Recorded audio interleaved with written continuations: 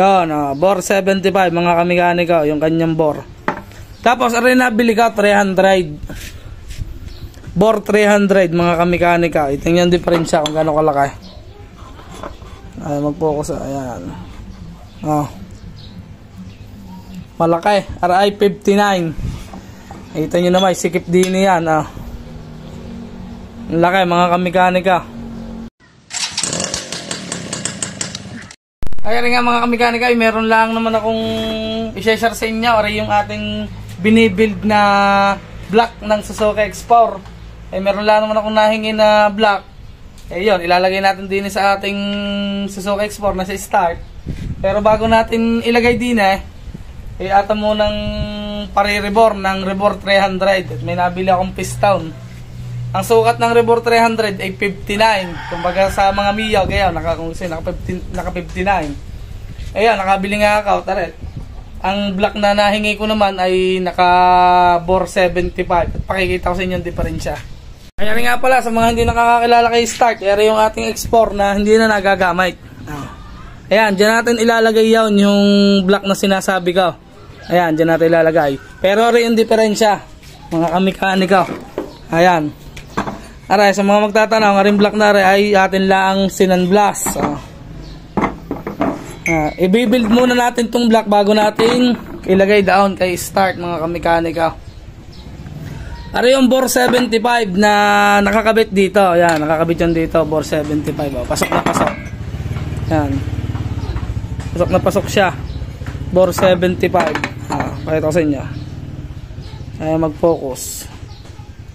Yan, bore 75 mga kamikaniko, yung kanyang bore.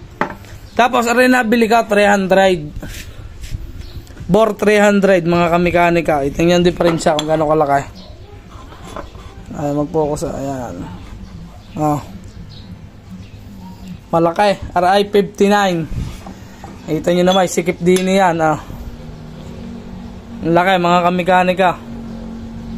Kukuha tayo ng caliper. Sukatin natin.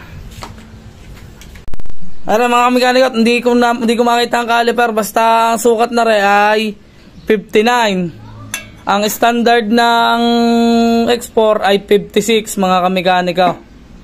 Basta alam ko 56 nga mga kamikaniko. Ito, pang ano to, sa mga magtatanong, pang TSR 125 TSR 125 to mga kamikaniko. Ito ay i-convert pa rin natin, hindi to plug and play mga kamikaniko. Baka may mga magtanong diyan, hindi, walang butas. Tulad niyan, aray, may butas, saka mataas mga kamikaniko. Ang gagawin natin diyan mga kamikanika, bubutasan ko rin kung saan tapat. Tapos, bago ko siya pa-rebore, papuputulan ko na ng paa. Yan. Papuputulan na natin ito ng paa. Pwede ito mga kamikanika. Tapos, yun nga, bago nyo pa-rebore, ipuputulan nyo para makuha na ng sukat. Dine. Tapos, ang gagawin ko rin din mga kamikanika, bago ko rin siya ipa-rebore, iintayin nyo, ibablog natin din to. Palalakihin din natin tong butas ng kanyang exhaust port. Yan. Tsaka yung intake port, yun doon sa makina.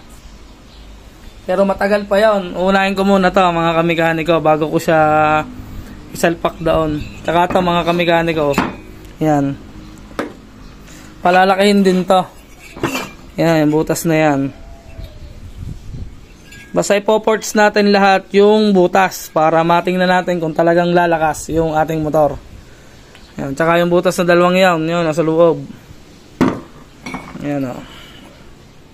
Ayan, ganyan na nga lang. Gusto ko lang na may share sa inyo rin aking piston na nabili, bore 300 o 59. Paano, abangan nyo na lang mga kamikanika yung ating i-build na block dito kay Start. Ito, ikakabit natin ito mga kamikanika. Unahin muna natin i-ports.